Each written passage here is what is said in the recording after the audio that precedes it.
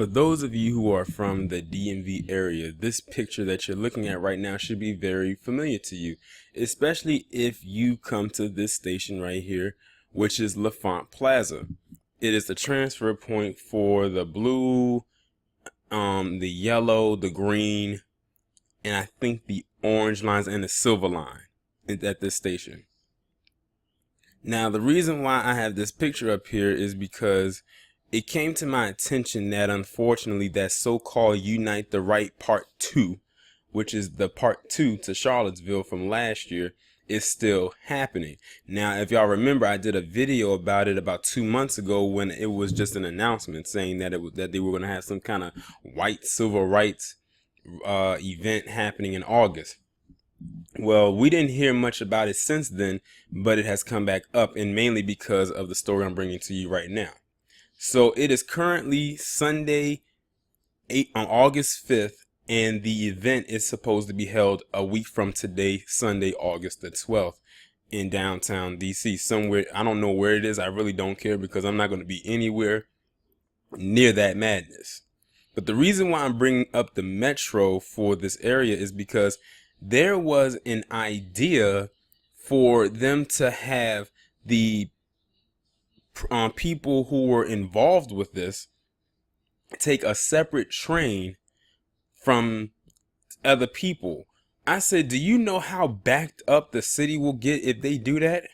Meaning you only have one line, that you only have this particular lines running just to accommodate them, and you have to cram everybody else who might be down there, or just not even down there, but has to take the metro onto other trains. And mind you, this is on a Sunday, so it's going to look like straight up rush hour traffic, or a regular weekday if they were to do this.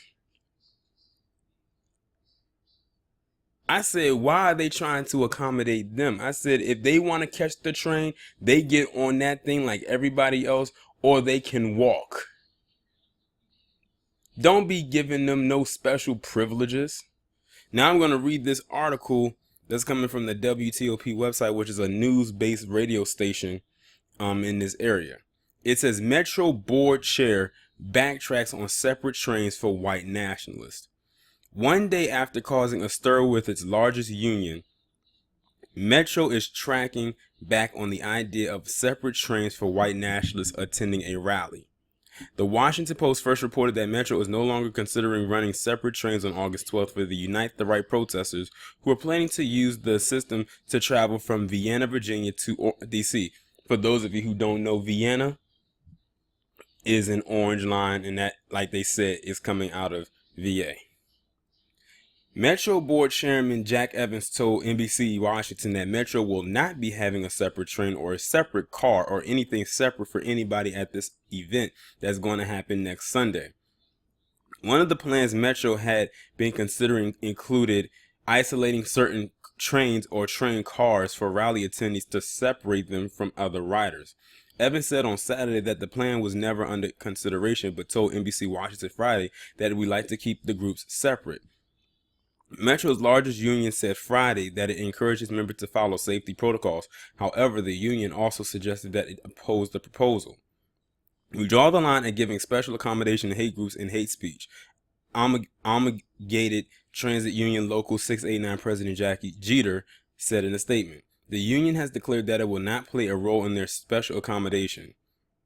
In reference to the union's statement, Evans told NBC Washington that he did not know where the union got that information and that he had never been a part of any discussion that considered. The white nationalist group plans to go from the Vienna Metro station to the Foggy Bottom station next Sunday starting at 2 p.m. They will walk from Foggy Bottom to Lafayette Square around 5 p.m. The rally's organizer, Jason Kessler, applied for the permit to rally in the area in front of the White House last June.